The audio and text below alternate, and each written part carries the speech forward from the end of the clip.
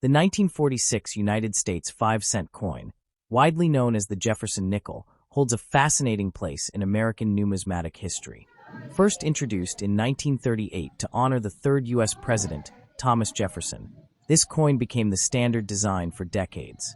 By 1946, the United States had just come out of the hardships of World War II, and the economy was transitioning back to peacetime production. During the war years, 1942 to 1945, the composition of the nickel had been changed because nickel metal was a critical war material. Instead of the standard copper-nickel alloy, the U.S. Mint produced wartime nickels with a mix of silver, manganese, and copper to save nickel for military purposes. In 1946, however, the war had ended, and the Jefferson nickel returned to its traditional metal composition of 75% copper and 25% nickel, which is the same standard still used in nickels today. Thus, the 1946 issue marked a return to normalcy in U.S. coinage after the turmoil of World War II. On the obverse side, the coin features the familiar left-facing portrait of Thomas Jefferson, designed by Felix Schlag. His hair detail, eye, and the sharpness of the cheekbone are important areas collectors look at when judging the condition of the coin. The motto, "In God We Trust," is inscribed to the left, while the word Liberty and the date 1946 appear to the right, separated by a small five-pointed star. On the reverse side, we see Jefferson's home, Monticello, centered and detailed with steps and columns.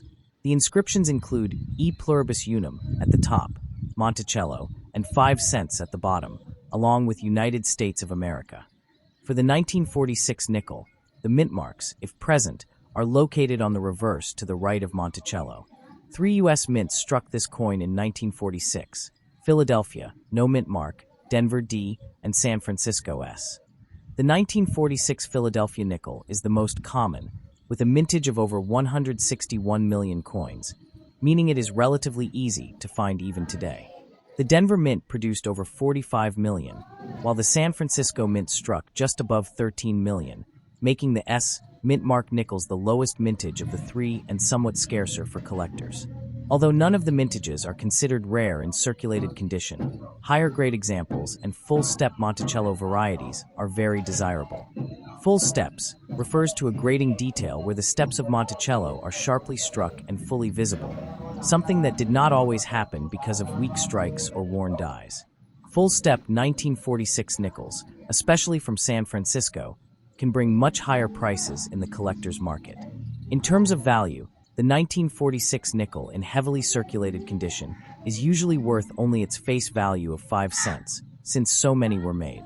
However, collectors pay premiums for coins in higher condition. In average circulated grade, values range from 10 cents to 50 cents depending on condition and mint mark. Uncirculated examples are worth more. A mint state, MS-60, MS-63, 1946 nickel might sell for $1 to $3, while very high-grade pieces graded MS-65 or better can command between $10 and $30, especially if they have good luster and sharp details. For the scarce full steps designation, values can jump much higher, with some graded MS-66 full steps selling for hundreds of dollars at auction. Among the three, the 1946 S with full steps is considered the most desirable. The historical value of this coin goes beyond just monetary worth. It represents the first year after the war when U.S. coinage returned to normal materials, symbolizing peace and stability returning to American life. Collectors often see the 1946 nickel as the end of an era, because it was the first post-war issue following the unique wartime silver nickels. For many hobbyists, finding a bright, lustrous example from this year adds a sense of history to their collection. Overall, while the 1946 5-cent coin may not be extremely rare or expensive in most cases, it remains a collectible piece of American history. Its value ranges from just a few cents in worn condition to $500 or more for rare full steps gems. As with all coins, condition, mint mark, and strike quality play the largest roles in determining its worth. For casual collectors, owning a 1946 nickel can be a simple way to hold a tangible piece of post-war America, while for serious numismatists, the challenge lies in hunting down pristine examples with sharp Monticello steps. Another important aspect of the 1946 Jefferson nickel is the role of mint errors and varieties. which often create additional value for collectors. Errors can include off-center strikes, clipped planchets, double die obverse or reverses, and struck-through errors where foreign material was present during striking. For the 1946 nickel, while no major nationwide variety is widely recognized, small double die errors and repunched mint marks have been reported, especially on Denver and San Francisco issues. These unusual pieces can bring a premium far beyond the standard values, sometimes selling for $20 to $100 or more depending on severity and condition. Collectors often examine these coins carefully under magnification to discover such hidden treasures, since even a slight variation can turn an ordinary 5-cent piece into a collectible worth several times face value. The historical backdrop of this coin makes it even more significant. In 1946, the United States was entering a new era after World War II. The economy was shifting toward consumer goods, soldiers were returning home, and industries were booming. The U.S. Mint's decision to bring back the copper-nickel alloy was not only practical but also symbolic. It showed that America was back to peace and normal life. Many everyday citizens in the 1940s never realized that their coins reflected this shift. But today collectors see the 1946 nickel as a small artifact of history, marking that transition. When you hold a 1946 nickel, you are literally holding a piece of the first post-war coinage, a physical connection to that transformative moment in U.S. history. The design longevity of the Jefferson nickel also adds interest. Introduced in 1938, Felix Schlag's design remained largely unchanged until 2004, when the U.S. Mint finally redesigned the reverse. That means the 1946 nickel is part of a long-running series that spanned over 6 decades. Collectors who enjoy assembling date and mint sets of Jefferson nickels will always need a 1946 example, making it a permanent fixture in numismatic collections. While not considered rare in circulated grades, the 1946 issue has earned its place as a required coin in completing the series. Market demand for Jefferson nickels continues to grow, particularly for high-grade examples certified by third-party grading services such as PCGS or NGC. Collectors and investors alike trust certified coins because they provide authentication, grading accuracy, and preservation in secure holders.